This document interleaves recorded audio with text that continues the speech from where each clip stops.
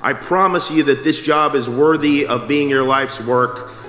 For years, you've worked insanely hard. You've sacrificed your social lives, relationships, and pulled who knows how many all-nighters. I am in awe of what you've done, and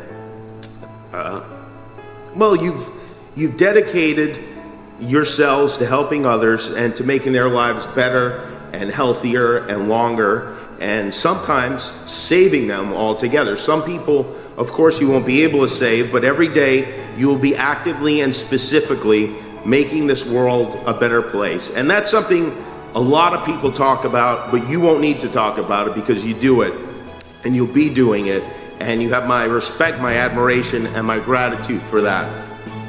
Medical care is something that we take for granted, but when my son was born with a life-threatening condition, congenital heart defect, I saw that what you're doing is miraculous. And I thank Dr. Starnes again for all he did for our family.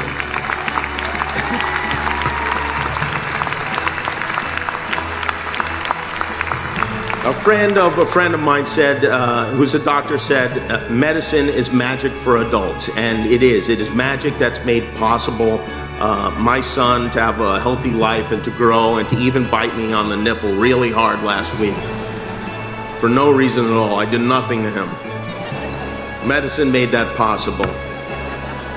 Children's Hospital made that possible. You will make that possible for other parents. And as doctors, you will have not only the opportunities to speak out, but also the authority to speak out. And I hope that you will have the courage to, and I know you will. Because you didn't become doctors to help people who have the right insurance or can cover the copays. You got into this to help other people based on need, and you deserve a support system that lets you do that regardless of our national circumstances. Make no mistake, you should still make a lot of money for doing it.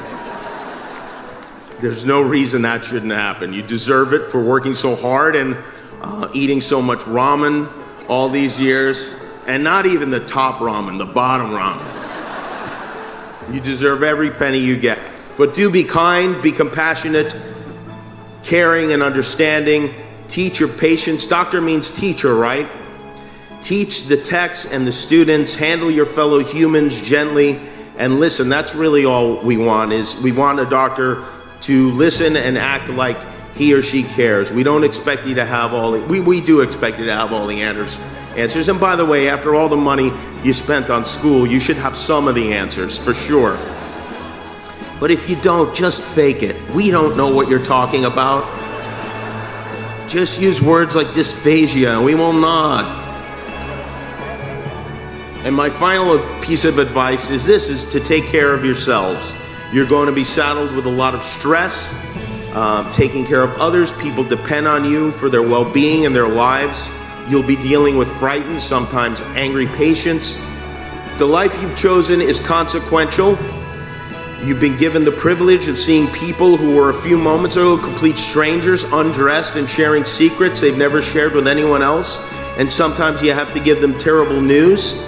It's a stressful job, being responsible for other people's lives, and most of your marketing friends and your writer friends and your lawyer friends are not going to understand it.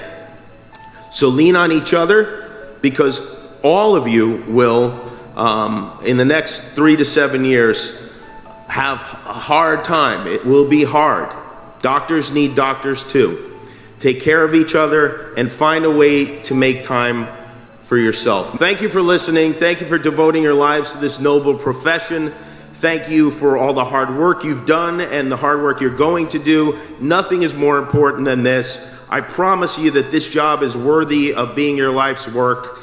Thank you for helping others. And I don't know when the peace sign became fight on, but fight on.